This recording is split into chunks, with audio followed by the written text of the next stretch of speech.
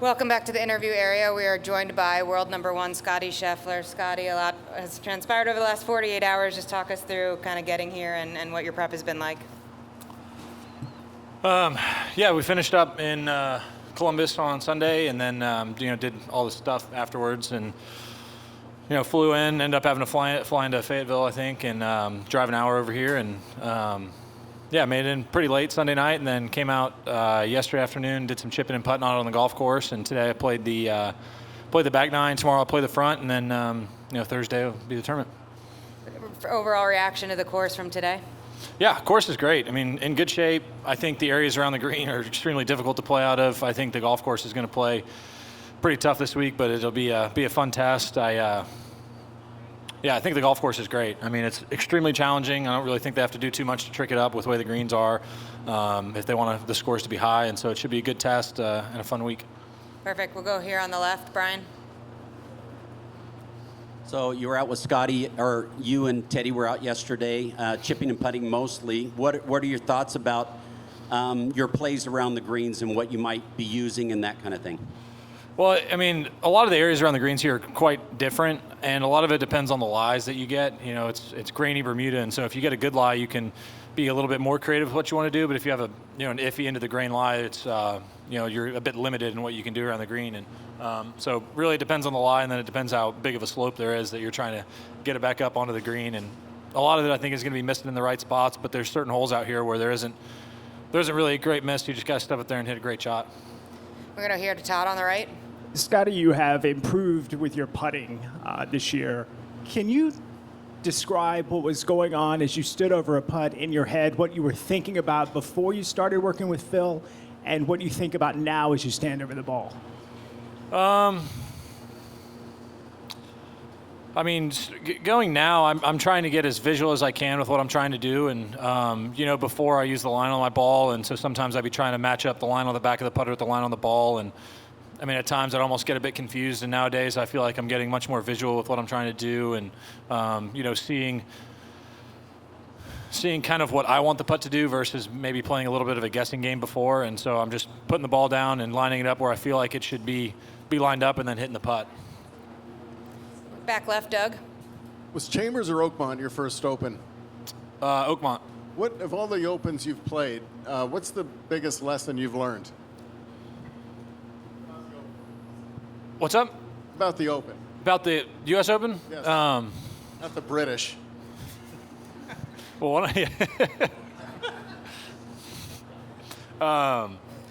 I think a lot of it's patience, and then there's certain areas of the golf courses where you can't really fake it. You just have to step up there and hit great golf shots. I mean, there's certain holes out here where, like especially some of the par threes, where there's not really a place where there's a good miss. It's just you better get up there and you just hit it right where you're looking, or else you're going to be in big trouble. And a lot of that is just being committed to what you're doing. I can't really worry about where the ball's going to go, because I'm going to hit some really good shots this week that just don't work out, and you're going to make bogeys hitting good shots. That's just the nature of how difficult the golf course is. But what I appreciate about this kind of course is a lot of the areas around the greens are all fairway, and so I mean, it may be extremely difficult shots, but there's always opportunity. Sometimes when there's heavy rough, there's not really much opportunity for a great shot, and so I appreciate more having the playability of the runoff areas more than heavy rough surrounding every green, and definitely provides a little bit more variety, a little bit more excitement, and a little bit more creativity around the greens. And I believe it's a better test than just having heavy rough over the back of every green. And so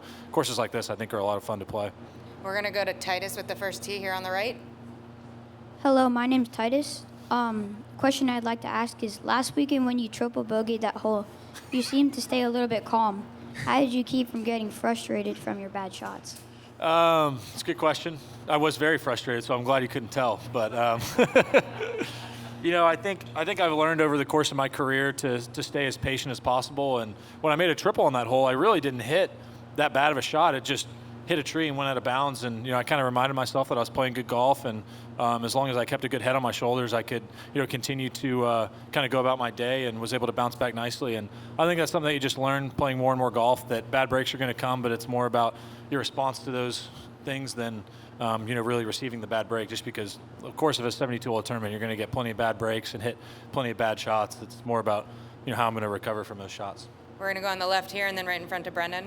Hey, Scottie, a lot of players have come in here and said great things about you, and Xander even mentioned, the state of your game in his winner's press conference at the PGA. Have you heard any of that, and what does it mean to you to hear your fellow players say such things? Well, yeah, I think it's nice to, hear a little bit of good things from my peers, because I think we all try to bust each other up a little bit at times when we're out there playing and competing, and I think that's part of just the friendship bond, is you want to mess with your buddies, and so to hear some compliments every now and then is definitely nice. And I always look back on being selected for my first Ryder Cup team, of kind of having the vote of some of the guys, and I wasn't really a proven player out here yet. I hadn't won on tour, and I got the vote of some of my peers to be on that team and was able to perform well. And so that's something that I always look back on. I'm very grateful for. I'm very grateful that those guys wanted me on that team, and I felt like it was a big moment in my career. And so I'm thankful to have a lot of the friendships that I have out here, and it's a joy to be out here playing with these guys and compete with them, and it's a lot of fun. Left aisle, Brendan. Hey, Scottie. When we think of coaches out here, I think many of us think of technical stuff and the swing and whatnot. But can you speak to what Randy gives you in terms of course strategy and kind of your actual plan, almost like X's and O's kind of? Like X's and O's stuff? In terms of like the actual course and your plan of attack as opposed to your swing. I think as far as the actual course goes, a lot of that falls on Teddy. As far as Randy goes, Randy's back there kind of making sure that I'm working on the proper things going into the event, and he's not one really to overthink things, and he knows when to step in and when to kind of just let me go. And I think that's one of the most important things with the coach is, especially with Randy, is he can almost tell sometimes when I'm not really swinging at my best, and he'll step in, and then other times when I'm playing really well, he'll kind of just sit there and watch, and we'll hang out and have fun. And he's always done a good job of keeping things loose, because at times I think I take myself a bit too seriously when I'm out there practicing, and Randy's definitely not a guy that takes himself too seriously. We're going to here on the right. Hey, Scottie. This is a bit of an oddball question, but we're working on a story about your technique, specifically how you shape your shots. Is there any one tip or technique you could give, like the average weekend duffer, on what you do to hone and drill that part of your game? I think a lot of it is just trial and error, learning what shots work, or learning what shots don't. A lot of it goes back to my practice and preparation. Is when I hit a shot in a tournament, it's not a shot that I haven't hit before. I'm never trying something that I've never done. And so when it comes to putting in time and practice, I put time and effort into my form, and then I usually go right into hitting and creating shots. That's always a huge part of how I practice and prepare. And so when I'm out there on the golf course, I'm never trying to do something that I haven't done before. I can always look back and remember practicing that shot and hitting it on the range and hitting it under the gun, because it's something that I've done before. I'm never doing anything that is out of the ordinary to me, I don't feel like. We're going to hear left corner and then Sean Martin. Scottie, Xander said after the PGA that some of the guys in your group text roasted you over what happened at Valhalla with you, and I don't know if you saw yesterday a fan drove into a Louisville golf club with a fake policeman kind of dragging along his car. I just wondered, have you seen any of that stuff, and are you able to laugh about that sort of stuff now? Yeah, well, I mean, it's kind of hard not to laugh at that the guy, who did that. But I didn't see any videos. Xander did tell me about it yesterday. He got a pretty good kick out of it. But yeah, I think that's part of just having good friends. If all they did was make fun of me, it'd be a bit different. It wouldn't be as fun. But they're great guys and they're great friends, and so you got to be able to look in the mirror and laugh at yourself too. I mean, like I said, I don't love reliving it, but sometimes being able to laugh about it is a good skill too. And so when they make jokes, I mean, it's definitely hard not to laugh, especially with some of my good buddies. They're pretty funny with it. Sean. Is there a time during this run where Randy has stepped in and given a really good piece of advice that kind of has kept the good play going, or have you not needed much intervention? No, I think Randy's really good at giving me kind of the right pieces of information. I remember after the first round at the Masters, I was not feeling good about my swing at all the first day. I felt like I was using all hands, and I was fortunate to shoot what I shot in the first round just based on how my swing was feeling. I remember going to the range after the first round and Randy was like, man, that was a great job, great round, yada, yada, yada. And I was like, listen, my swing felt pretty bad today. We need to figure this out. And about 5 minutes later, he gave me a little tip with my grip, and I hit a couple shots and felt exactly what I needed to feel. And then it was over from there. In my head, I felt what I needed to feel, and then I hit about 5 more balls, felt what I needed to feel, and then went out and continue to play. And so Randy's always been really good at not overthinking things and giving me a little piece of advice. And I mean, I mess around with him a lot, but he really is kind of a savant when it comes to the swing. He has such a good understanding of my swing and where I need to be. And so whenever I have a question, he usually is able to come up with a pretty good answer. And if not, then we can go to a little bit of trial and error. But sometimes he just nails it like he did that week. I'm not telling you. Back left, Adam. Hey, Scotty. How's it been compartmentalizing Scottie Scheffler, the golfer, and Scottie Scheffler, the dad, over the last little while?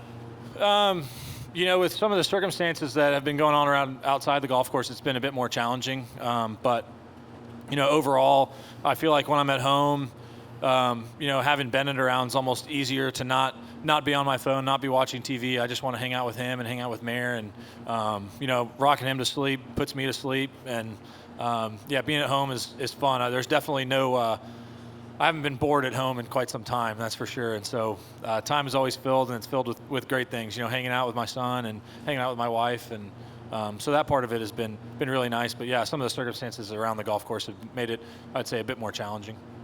Front to Brian. Yeah, Scotty, how aggressive can you be here on this golf course, or is it mostly a defensive approach? I think it's a mix because, like I said, there's certain holes out here where you have to just step up and hit a great shot. Like some of the par threes, Teddy and I are kind of walking around trying to figure out where you missed into certain pins, and it's like,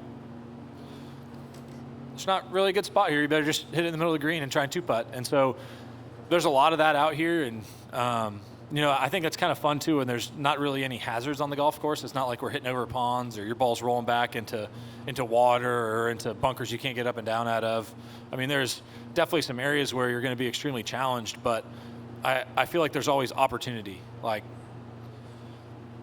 since it's fairway, there's opportunity for great shots, and you know, the landing area may be literally this big in order for you to hit a great shot, but there's always opportunity. And so I feel like you're never out of the hole, but you're also not too far away from making a huge number. So you really got to manage your way on the golf course and execute where you need to. A few more front left, Jonathan. Yeah, so your 5 wins this year, players have done that in the past 10 years or 25 years. It's Tiger a couple times, Jordan Spieth, Justin Thomas. Have you talked with those guys about handling what this kind of run, or is it something y'all don't discuss as friends and colleagues? Yeah, I haven't really discussed that with anybody. You know, I try not to think about the past too much, and I try not to think about the future too much. You know, I just try and live in the present, and you know, sometimes it's easier and sometimes it's a bit harder. I feel like, you know, coming off after last week, you know, I was really excited and celebrated for a few minutes there, but then, you know, my mind kind of just goes on to the next thing. You know, I was getting ready, you know, trying to get out of there and get ready to prep here for next week. And so I'm not thinking about my wins anymore. All I'm focused on is this week and getting ready to play. Just because I won last week doesn't give me any shots against the field this week. We all started even par, and yeah, the field is level again starting on Thursday. So last week doesn't really matter. Back left, back to Doug. Great. I had a question about the past. If you went back, Scotty, a couple years, couple months to when you first started winning, can you recall a time where you first felt that there was a target on your back like there is now, and is that something you had to learn how to deal with? I still don't feel like there's much of a target on my back. You know, like I said, when we start the tournament week, we're all at even par, and it's not like anybody's out there playing defense.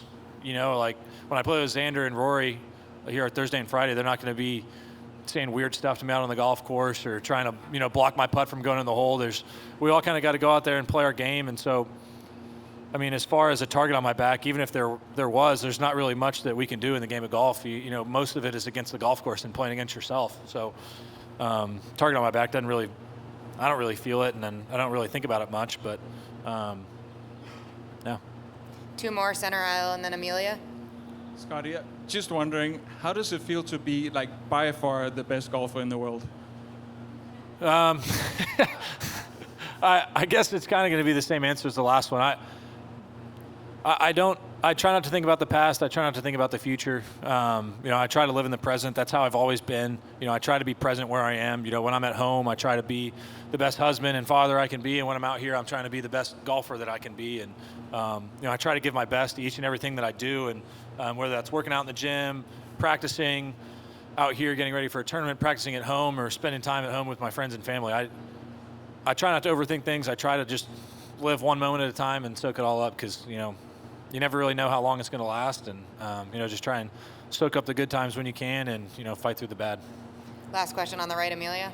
Scottie, in hindsight, it can be easier to talk about how important patience is on a difficult golf course, but when you're in the tournament mode, in the setting, what is the inner dialogue when a shot doesn't go your way or you hit a shot and it rolls off? What are you telling yourself to try and reset for the next shot? Yeah, I think that's a really good question, because a lot of the stuff that we all talk about is much easier said than done. It's very easy to step up there and say, hey, just be committed to your shot, but it's a lot more difficult when you're just bogeyed the first 2 holes and you're sitting there with a 9-iron and you're playing 30 feet away from a pin, and it's a pin you can't attack, but it's a 9-iron. You're like, oh, I can get one back here, and you try and force it, and then all of a sudden things just get out of hand. And so I always try to remind myself of just being committed to what I can control, and I'm not worried about the results out there. I try to do my best to execute the shot, and like I said, over the course of a 72-hole tournament, I'm going to get plenty of good breaks and plenty of bad ones, and it's all about responding to the bad and kind of rolling with the good, and doing my best to just control what I can control and execute.